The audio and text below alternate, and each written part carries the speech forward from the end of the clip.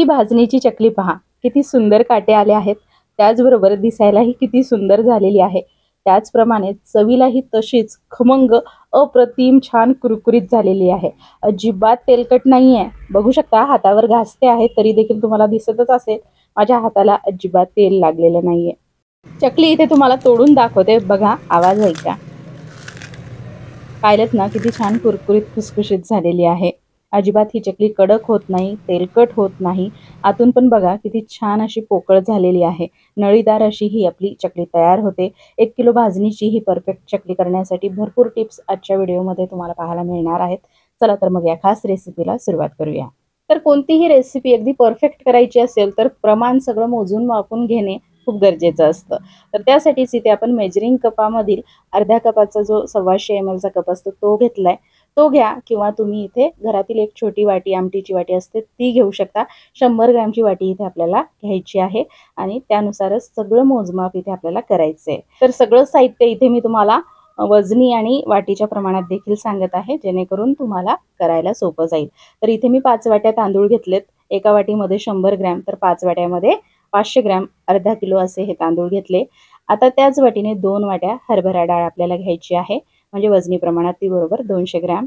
1 वाटी मूग डाळ 100 ग्रॅम, अर्धी वाटी उडीद डाळ 50 ग्रॅम, अर्धी वाटी धने घ्यायचे आहेत 20 ग्रॅम, अर्धी वाटी साबुदाणा 50 ग्रॅम, पाव वाटी जिरे 20 ग्रॅम आणि 1 वाटी पोहे 20 ग्रॅम। तर या चकली भाजणीसाठी आपल्याला 8 साहित्य लागणार आहेत। त्याचं प्रमाण मी इथे तुम्हाला दाखवलेलं आहे। तर तुमच्याकडे वजन करण्याची मशीन जरी नसेल तरी तुम्ही अर्धा किलो तांदूळ आणून ते तांदूळ एखाद्या वाटीने 5 वाट्या असे मोजून घ्या आणि त्यानुसार तुम्ही हे सगळं साहित्य तयार करू शकता। 5 वाट्या तांदूळ, 2 वाट्या हरभरा डाळ, 1 वाटी मूग डाळ, अर्धी वाटी उडीद डाळ, 1 वाटी पोहे, अर्धी वाटी धने, अर्धी वाटी साबुदाणा आणि पाव वाटी जिरे। तर या साहित्यापैकी तांदूळ आणि डाळी ज्या आहेत स्वच्छ धुवून घरातच फॅनखाली सुकवून घ्यायच्यात। डाळी धुणं जर जमत नसेल तर डाळी ओल्या कॉटनच्या कापडावर घालून पुसून घ्या, जेणेकरून त्याला काही धूळ माती लागलेली असेल तर निघून जाईल। पण तांदूळ मात्र स्वच्छ धुवून घरात फॅनखाली सुकवून घ्या, अगदी 1 तास लागतो तांदूळ सुकायला। आता आपण भाजणी भाजायला सुरुवात करूया। तर भाजणी भाजण्यासाठी मोठी जाड तळ असलेली कढई गरम करून घ्यायची। गॅसची फ्लेम अगदी मंद आचेवर करायची आणि कढईमध्ये घालायचे तांदूळ। इथे मी कोलम तांदूळ घेतलेले आहेत। कोलमच्या ऐवजी तुम्ही दुसरे कुठलेही तांदूळ घेऊ शकता, फक्त तांदूळ जो आहे जाड आणि जुना असावा। चिकट स्वरूपाचा तांदूळ नको, जसं की इंद्रायणी। तुम्ही अगदी रेशनचा तांदूळ देखील वापरू शकता। तर इथे आपल्याला सगळी भाजणी मंद आचेवर भाजायची आहे। आणि भाजणी कशी भाजायची, तर भाजणी आपल्याला खमंग कुरकुरीत होईपर्यंत भाजायची आहे। आपल्याला खरपूस असं डाग पडेपर्यंत धान्याला भाजणी भाजायची नाहीये। फक्त आपलं सगळं धान्य कुरकुरीत झालं पाहिजे, जेणेकरून ते छान बारीक दळता आलं पाहिजे आणि आपली भाजणी त्यामुळे जास्त काळ टिकते। अगदी धान्य चांगलं भाजलेलं असलं की भाजणी जी आहे अगदी 6 ते 7 महिने टिकते, खराब होत नाही, तिला जाळं पडत नाही। तांदूळ भाजायला 8 ते 9 मिनिटं लागले। छान तांदूळ फुलला, काढून घेतलाय। आता हरभऱ्याची डाळ भाजून घेऊया। हरभऱ्याची डाळ आकाराने थोडी मोठी असते, ती भाजायला देखील थोडा वेळ लागतो। आता हे धान्य भाजल्यानंतर एका कॉटनच्या कापडावर काढून ठेवायचं आहे। कॉटनचा कापड अगदी दुप्पट तिप्पट घडी करून ठेवायचा आणि त्यावर तांदूळ आणि जसं जसं धान्य भाजलं जाईल ते टाकायचं, पसरवून ठेवायचं, जेणेकरून धान्य वाफ पकडत नाही, ओलसर होत नाही, आपलं धान्य छान कुरकुरीत राहतं आणि त्यामुळे भाजणी देखील छान अशी बारीक दळल्या जाते, जास्त काळ टिकते, खराब होत नाही। आता हरभरा डाळ भाजत इथे 5 ते 6 मिनिटं झालेत। हलके हलके डाग पडायला लागलेले आहेत, डाळ छान फुललेली आहे, काढून घेऊया। आता हे धान्य भाजत असताना ते गरम असताना खाऊन पाहिल्यावर ते कुरकुरीत लागत नाही, थोडं नरमच लागतं। हे सगळं धान्य जे आहे पूर्ण थंड झाल्यावर खाऊन पाहावं लागतं, ते तेव्हा छान असं कुरकुरीत लागलं तेव्हा समजायचं की आपली भाजणी व्यवस्थित भाजल्या गेलेली आहे। तर मूग डाळ आकाराने लहान असते, त्यामुळे ती भाजायला जास्त वेळ लागत नाही, अगदी 2-2.5 मिनिटांमध्ये डाळ भाजल्या गेली। काढून घेऊयात आणि उडीद डाळ भाजून घेऊयात। उडीद डाळीचंही तसंच आहे, ती देखील आकाराने लहान आहे, अगदी 2 मिनिटांमध्ये डाळ भाजल्या गेली। कमी प्रमाण असलं की लवकर भाजल्या जातं। तरी देखील सगळं साहित्य आपल्याला मंद आचेवरच भाजायचं आहे। आता भाजूयात साबुदाणा। साबुदाणा भाजायला थोडा वेळ लागतो, तो चांगला फुलू द्यायचा। तर इथे साबुदाणा भाजायला 4 मिनिटं लागले। साबुदाणा देखील काढून घेऊयात। आता भाजूयात धने। धने छान हलके फुलके असतात, त्यामुळे ते भाजायला जास्त वेळ लागत नाही। अगदी 1-2 मिनिटात धने भाजून झालेत, काढून घेऊयात. आता इथे मी घातलेत पोहे. इथे मी पातळ पोहे वापरलेले आहेत आणि पातळ पोहे वापरल्यामुळे 1 कप पातळ पोहे 20 ग्रॅम भरले. तुम्ही आपण जे कांदा पोह्यासाठी पोहे वापरतो ते घेतले तरी चालतील. ते वजनी प्रमाणात थोडे जास्त भरतात. पोहे देखील छान असे फुलेपर्यंत भाजून घेतले. आता जिरं भाजून घेतलेलं आहे. जिरं भाजायला जास्त वेळ लागत नाही. 1-2 मिनिटात जिरं भाजून झालं. जसं जसं धान्य मी भाजत गेले ते भाजून झाल्यावर या कापड्यावर काढून ठेवलेलं आहे. धान्य जे आहे मी वेगवेगळं ठेवलं जेणेकरून ते थंड झाल्यावर खाऊन पाहायचं. एखादं धान्य तुम्हाला कुरकुरीत लागत नसेल तर ते परत तुम्ही भाजून घेऊ शकता. मी सगळं धान्य चेक केलं. सगळं धान्य छान कुरकुरीत भाजल्या गेलेलं आहे. सगळं धान्य पूर्ण थंड झाल्यानंतर एकत्र करायचं. मग ही भाजणी जी आहे गिरणीतून बारीक अशी दळून आणायची आहे. तर भाजणी दळायला देताना तांदूळ, भाजणी किंवा डाळीवर हे पीठ दळून आणायचं आहे. मस्त असं बारीक पीठ इथे मी दळून आणलंय. आता याची चकली कशी करायची ते पाहणार आहोत. तर ज्या कपाने किंवा ज्या वाटीने आपण सगळं भाजणीचं साहित्य मोजलं त्याच कपाने इथे आपण 5 कप भाजणीचं पीठ घेतलंय. वजनी प्रमाणात बरोबर 500 ग्रॅम एवढं पीठ आहे. म्हणजेच अर्धा किलोची इथे आपण चकली करत आहोत. अर्धा किलोच्या चकलीसाठी इथे बरोबर 500 ग्रॅम पिठासाठी 25 ग्रॅम तेल घ्यायचंय. 5 टीस्पून एवढं तेल घ्यायचंय. 1 टीस्पून मध्ये 5 ml एवढं तेल बसतं. तर 5 वाट्यांसाठी 5 चमचे तेल आणि वाटीच्या प्रमाणात म्हणाल तर पाव वाटी तेल घ्यायचंय. आता कढईमध्ये 2.5 वाट्या पाणी गरम करायला ठेवायचंय. ज्या वाटीने आपण पीठ मोजलंय त्याच वाटीने 2.5 वाट्या पाणी पिठाच्या अर्ध पाणी गरम करायला ठेवायचंय. त्यामध्ये पाव चमचा हिंग, 1.5 चमचा लाल तिखट, 3 चमचे तीळ, 1 चमचा ओवा हातावर चोळून घालायचंय.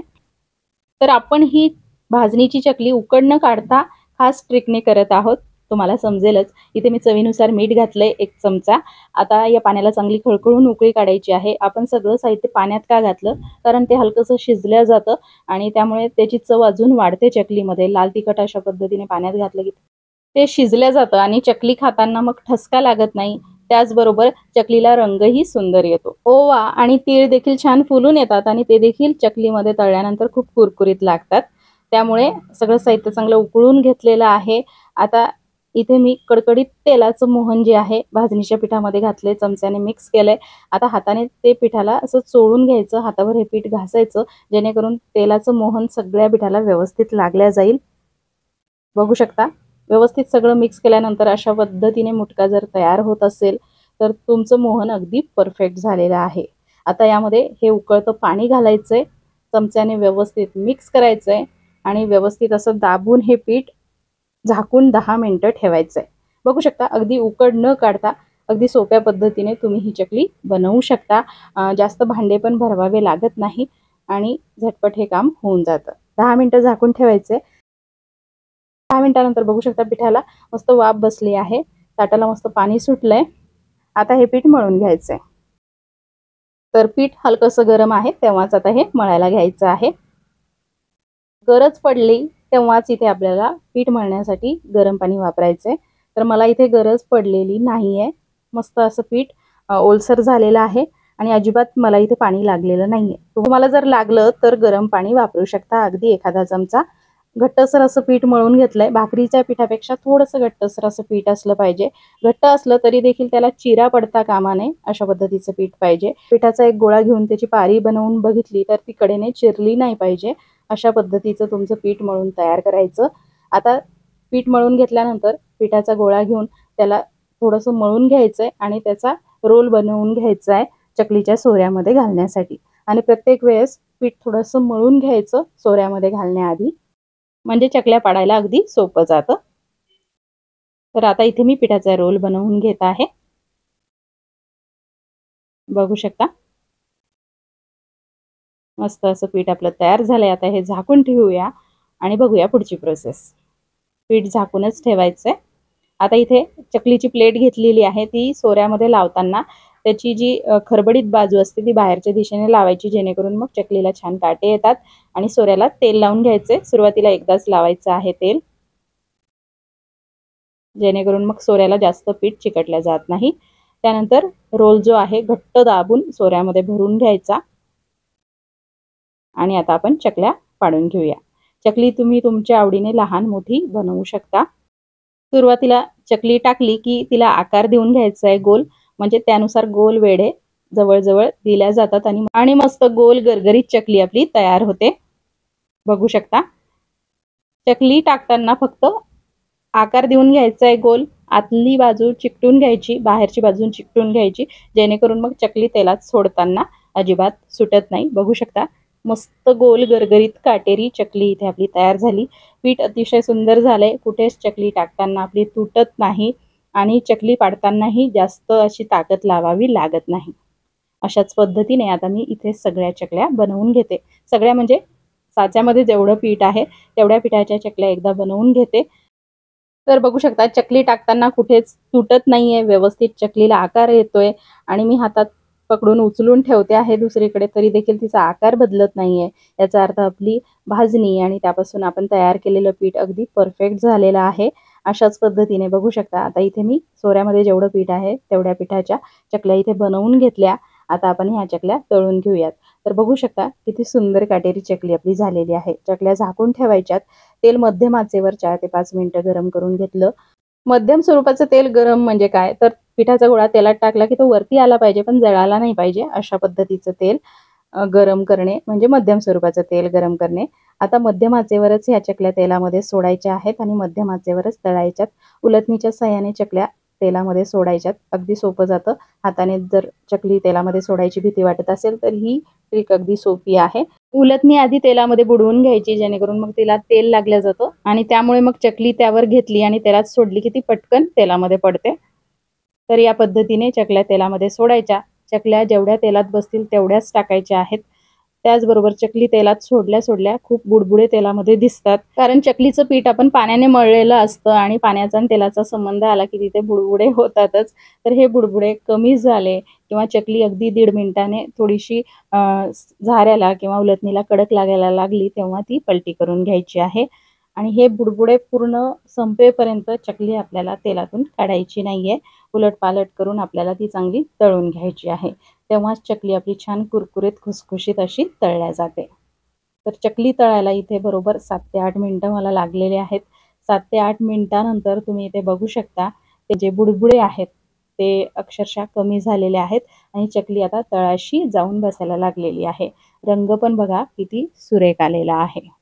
तर 7 ते 8 मिनिटं लागले मध्यम आचेवर चकली तळायला आणि सगळ्या चकल्या ज्या आहेत आपल्याला एकसारख्या मध्यम आचेवरच तळून घ्यायच्या आहेत।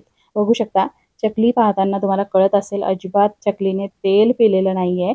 चकल्या ज्या आहेत चाळणीवर काढून ठेवायच्या आणि चाळणीखाली एखादं भांडं ठेवायचं, जेणेकरून जास्तीचं तेल जे असेल ते निथरलं जाईल। बघू शकता, अजिबात चकलीने तेल पिलेलं नाहीये। दुसरी बॅच घालताना अगदी अर्धा मिनिट थांबायचं, तेलाला थोडं गरम होऊ द्यायचं।